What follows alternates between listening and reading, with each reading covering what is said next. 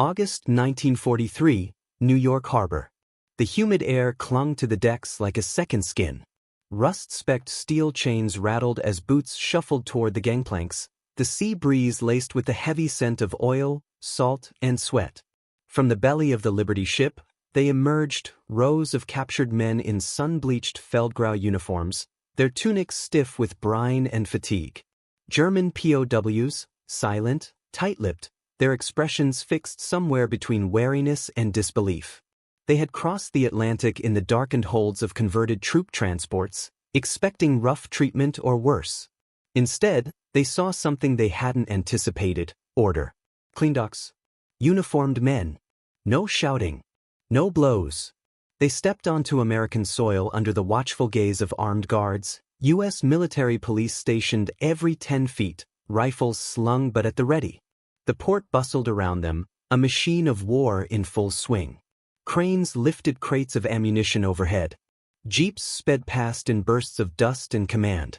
Navy men barked orders in sharp English, the tempo alien to German ears. But the enemy's language was not what startled them most. It was the rhythm of the place. There was no desperation, no fear, no bombed-out ruins. The docks, unlike Hamburg's or Bremen's, stood tall and unscarred. America, the distant titan of the West, had not tasted war on its home soil, and every surface seemed to boast that fact. Within hours, the prisoners were herded into waiting trains, long military convoys guarded front to back.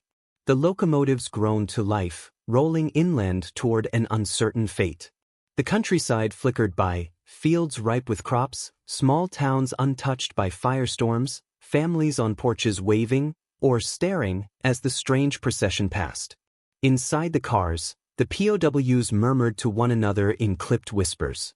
"Did you see those children smiling?" They let women walk alone in the streets. Some held onto their distrust, muttering that this was all for show. Others just stared out the windows, silent. Several days later, they arrived at Camp Aliceville in Alabama, or Camp McCoy in Wisconsin, one of over 500 POW camps spread across the American interior. Ringed in barbed wire and tall wooden watchtowers, the camp nonetheless felt eerily calm. Not a gulag. Not a death camp. Barracks were orderly, beds with clean linens, wash basins with soap. Some of the soldiers hadn't seen soap in months. At intake, they were processed with military precision. Names taken, belongings catalogued. Their tattered uniforms replaced with standard-issue denim overalls, marked with PW in large white letters on the back and pant legs. Some laughed bitterly at the indignity. Others marveled at how warm the clothing was. The delousing stations, the infirmary checks, the briefings, all carried out by American officers who rarely raised their voices. Some guards were young, barely older than the prisoners. Others were veterans, tight-jawed and distant, but restrained. In orientation halls, prisoners were read the terms of their captivity under the Geneva Convention. Articles outlining their rights, to adequate food, to mail, to religious services. No forced confessions. No torture. Work would be required, but only of a non-military nature. No factories. No armories. Just labor. And for that labor, payment. Murmurs rippled through the crowd. Payment? In canteen credits, explained the interpreter. Enough to purchase items from the camp store, cigarettes, toiletries, chocolate, sometimes even radios or musical instruments. And in some cases, a portion of their earnings could be converted to money and sent home through Red Cross intermediaries. To family. In Germany. A silence spread across the room. For men who had watched their pay vanish with the collapse of the Reichsmark, this was not just shocking. It was unthinkable. The Americans were not just feeding them, they were paying them. Some scoffed. Propaganda, they whispered. Others just stared at the polished floorboards. Later that evening, in the dim light of the barracks, as the smell of roast beef and potatoes still lingered from dinner, a low conversation began. Was it real? Could it last? And if it was true, what kind of enemy treated its prisoners this way? Out beyond the wire, searchlights swept across the Alabama night or the snow-blanketed fields of the Midwest. Inside the camp, disbelief settled like dust. Morning roll call came with a crispness that surprised the men. Lined up in formation under the eyes of American guards, the German POWs stood silently in the frost-touched air. The sentries were watchful but not aggressive. Some even nodded to the prisoners as they made their rounds. This, again, was unexpected. In the camps of the Eastern Front, such moments were filled with dread. Here, they passed without incident. After roll call, announcements were made, translated into clear German by camp interpreters. The Geneva Convention would be honored. The U.S. Army had ratified it, and here, even in captivity, there were rules. Article 27. Article 32. Article 52. The numbers might have meant little in the moment, but the words stuck. Prisoners would be provided with adequate quarters and clothing, the same food as the detaining power's own soldiers. They were permitted to send letters and receive parcels. No prisoner would be forced to divulge anything beyond name, rank, and serial number. And importantly, they would be expected to work, but not in anything directly supporting the American war effort. For the Germans, raised on tales of the brutal Bolsheviks and hardened by total war, this was almost theatrical. Was it sincere? Or just an elaborate game? Assignments were posted by the second week.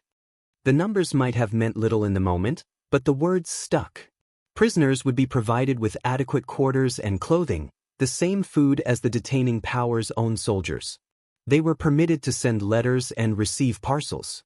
No prisoner would be forced to divulge anything beyond name, rank, and serial number. And importantly, they would be expected to work, but not in anything directly supporting the American war effort. For the Germans, raised on tales of the brutal Bolsheviks and hardened by total war, this was almost theatrical. Was it sincere? Or just an elaborate game? Assignments were posted by the second week. The work was tedious but tolerable. Some were placed in agricultural details, harvesting cotton in Alabama, detasseling corn in Iowa, or picking fruit in the orchards of Oregon. Others were assigned to lumber mills or maintenance crews, stacking wood, mending fences, or clearing drainage ditches. Always under guard, yes, but often escorted by aging National Guardsmen who joked about the weather more than they barked orders. For each day of work, the men earned credits, not dollars, not hard cash in hand, but points redeemable at the camp canteen. The system, explained in clipped English and smoother German, resembled a wage. A few cents per hour, recorded, tracked. Some received coupons. Others were given stamped credit books, scrawled with tallies. At first, the camp store felt surreal. Shelves stocked with cigarettes, chewing gum, toothbrushes, razors, and even small radios. Chocolate bars from Hershey. So, ink and paper. Occasionally, for those who'd saved up, a harmonica, a pair of new boots, even a pocket watch. One afternoon, in Camp Concordia, Kansas, a group of prisoners stood outside the canteen comparing their pay books. An older man, a veteran of the Polish campaign, muttered under his breath, "My wife can't afford bread back home, and I can buy a razor in here?" Indeed, many families in Germany were enduring the worst of rationing, inflation, and Allied bombing campaigns. Currency was collapsing. Food was increasingly scarce. And here, in enemy territory, their sons were buying coffee. It wasn't just the camp canteen. Through officially approved channels, most notably the International Red Cross, some prisoners were allowed to send money home. The sums were modest and highly regulated, but they were real. Deposited in Swiss francs or through German banks that still operated under wartime strain, these remittances reached families in Dresden, Cologne, and rural Bavaria. The very idea was staggering. At Camp Huntsville in Texas, a young corporal from the Africa Corps wept when he read a letter from his wife confirming the arrival of a small remittance. "It bought us potatoes for a month," she wrote, "and a pair of shoes for Klaus." He had not held money in over a year. His last pay voucher from the Wehrmacht had been worthless even before he surrendered. Word spread fast. Inside the wire, disbelief transformed into quiet gratitude, and, for some, quiet guilt. Not everyone saw this system as benign. Among the prisoners were die-hard Nazis. Men who still believed in the Führer's vision, who viewed collaboration or even passive acceptance of American generosity as treason. They began to monitor others, keeping lists, staging whispered meetings in the latrine, passing judgment on those who seemed too comfortable with captivity. One evening at Camp Fort Devens in Massachusetts, a Lutheran chaplain found a prisoner trembling in the corner of the chapel, clutching a Red Cross money slip. They said if I keep sending money home, they'll report me when we return. They called me a traitor. The U.S. Guards were aware of the ideological divides but walked a delicate line. Maintaining discipline without interfering in German factionalism was a balancing act. Some camps eventually segregated the most extreme Nazi loyalists into separate compounds. Others relied on internal informants or post-war investigations. Still, the camp system, as it existed, continued to operate under the weight of its own contradiction. It was war, yet it was rule-bound. The enemy, yet respected as a soldier. A prisoner, yet paid. And it confounded many. At Camp Tonkawa in Oklahoma, a group of POWs were assigned to dig irrigation ditches in the dry heat of August. The guards passed around canteens of water. One leaned over and asked, "How's this compare to the Russian front?" The prisoner paused, wiped the sweat from his brow, and replied in thickly accented English, "No one's shooting at me. That is enough." Evenings often closed with a kind of uneasy peace. Prisoners sat at tables playing cards. Some wrote letters home. Others listened to music from donated gramophones. And in the background, the distant hum of America's war machine continued. Trains hauling tanks, planes streaking overhead, factories lit through the night. The contrast couldn't be ignored. Many Germans, especially those from the Eastern Front, knew what real captivity looked like. Stories had filtered back about Soviet gulags, starvation, and disappearances. Here there was food, structure, even dignity. And perhaps that, more than anything, began to unsettle their assumptions. By the spring of 1944, German POW labor had become an invisible thread woven through the fabric of the American homefront. At dawn, flatbed trucks pulled up to the gates of camps from Mississippi to Montana. Under the watch of armed guards, columns of German prisoners filed into the back of the vehicles, their denim overalls marked with PW in bright white paint. They rode in silence through countryside roads, past barns, gas stations, and homes with white picket fences. And whether they ended up in dusty fields, sawmills, or irrigation ditches, one thing became increasingly clear to them: the United States was not fighting this war alone. Its entire society was mobilized and thriving. In Central Texas, prisoners from Camp Hearn were sent to cotton farms desperate for help after the draft drained their usual labor pool. The Germans picked under a blazing sun, filling sacks with cotton bolls while farmhands shouted instructions in broken English and slow drawls. Most of the Americans didn't speak German, but hand gestures, laughter, and nods of appreciation bridged the language gap. The first day, many POWs worked cautiously, unsure if the friendliness was a trap.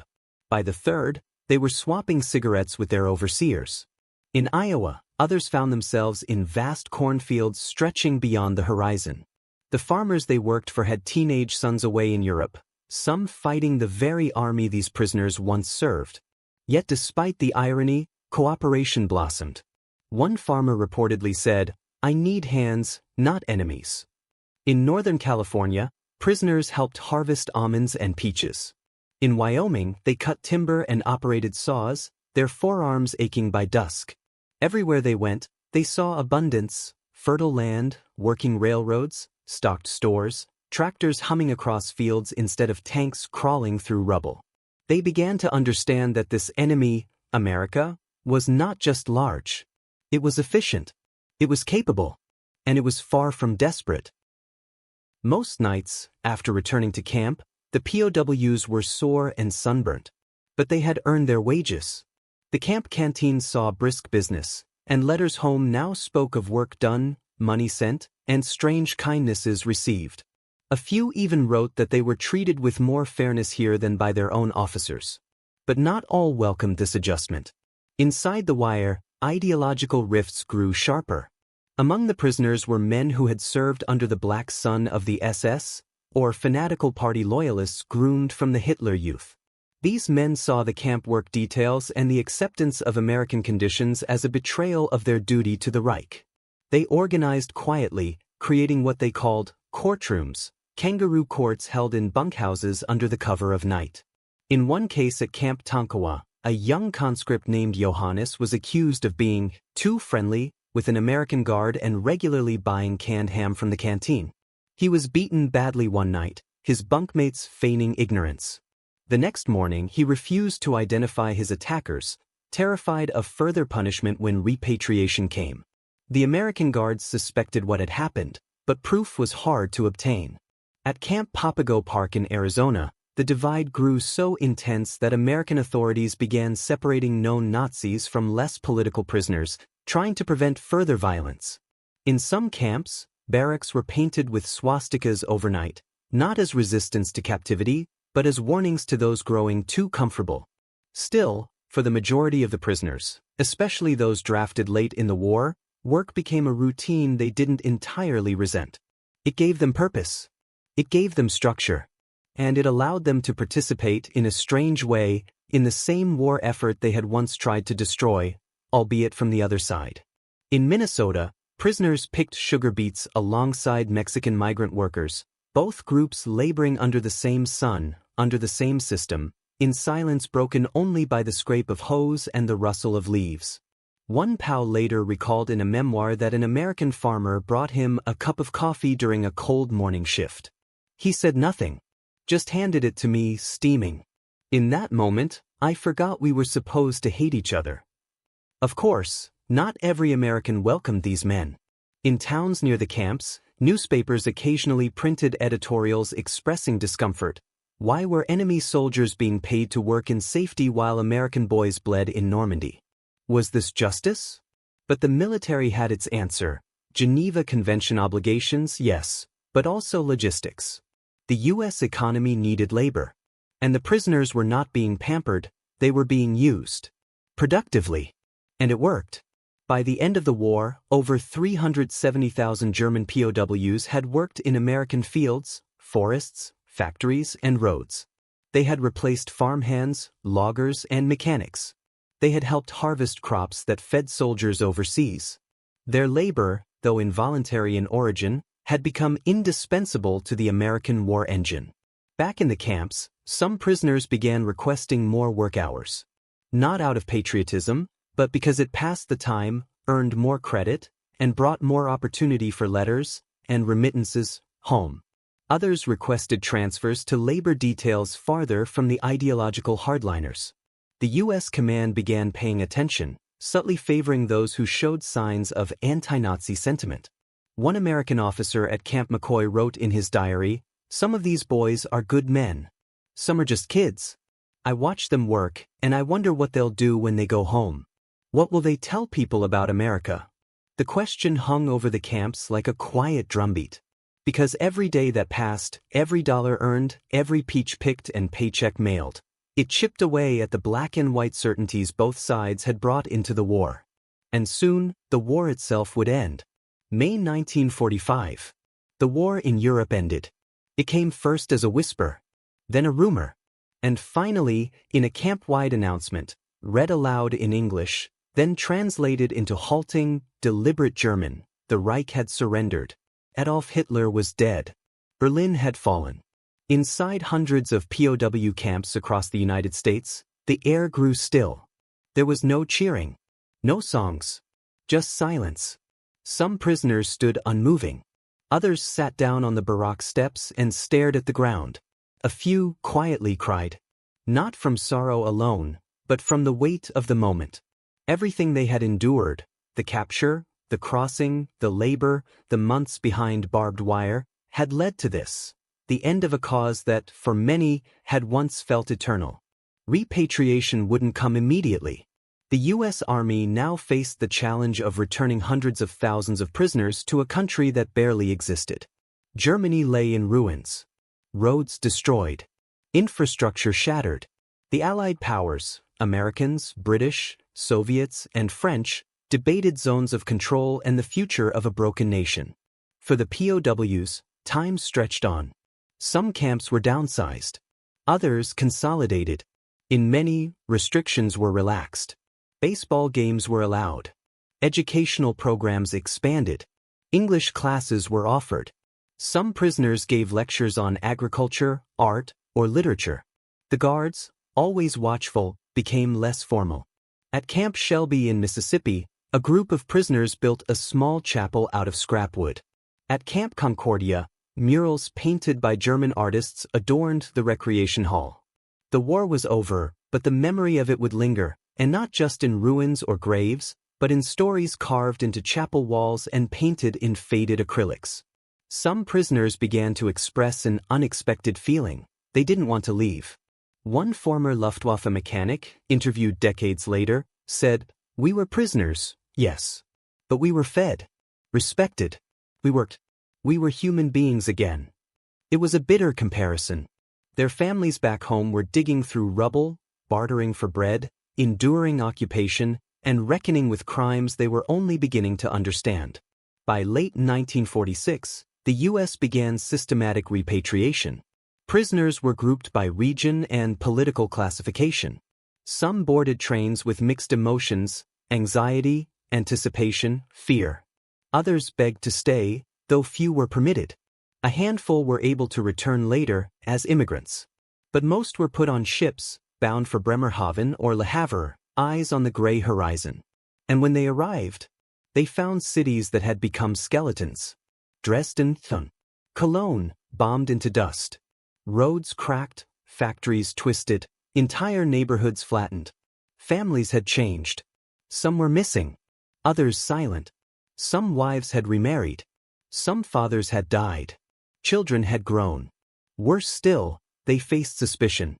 "Where were you during the worst of it?" some were asked. In America, they would reply. For many Germans, especially those who had endured Allied bombing or survived Soviet reprisals, this answer created distance.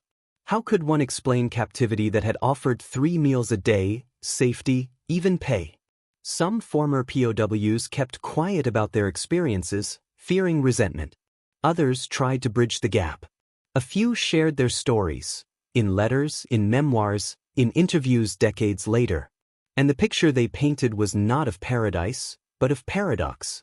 In a land once called the enemy, they had found order. In the hands of supposed barbarians, they had found law. And within the fences meant to hold them, they had found a glimpse, however brief, of dignity restored. One former Wehrmacht infantryman wrote, "They gave us soap. After Stalingrad, I thought I'd never hold soap again." Another recalled working on a Nebraska farm and being offered a slice of pie by the farmer's wife. She said, "You boys look like you've worked hard." I had not been called a boy, not a soldier, not a number, but a boy in years. For the United States, the POW system became an unexpected symbol of wartime adherence to principle. It wasn't perfect. Mistakes were made, tensions erupted, and the ideological battles among prisoners never fully disappeared. But when compared to the horrors inflicted by other regimes, the U.S. record stood in stark contrast. Between 1942 and 1946, over 370,000 German prisoners of war passed through American camps. They were guarded but not tortured, interrogated but not abused, put to work but paid. And in many cases, they were allowed to send that pay home, through Red Cross channels or monitored banking conduits. Families in Germany received funds that, small as they were, bought food, shoes, and a few precious days of peace in the ashes of war. Years later, many of those former POWs became quiet advocates for reconciliation. Some corresponded with their former guards. Others visited the U.S. again, not as prisoners, but as tourists, even citizens. They had walked the length of American farmland, touched the machinery of a society not destroyed. And for some, that memory remained brighter than any propaganda. Because sometimes the most enduring weapon isn't forged from steel. It's the power of restraint, the insistence on law, even in war, the audacity to pay your enemy, not because you trust him, but because you believe in yourself. And for the German POWs, that simple act, a credit slip, a paycheck, a parcel home, became a haunting echo across decades. Proof that even in a world at war, humanity had not fully surrendered.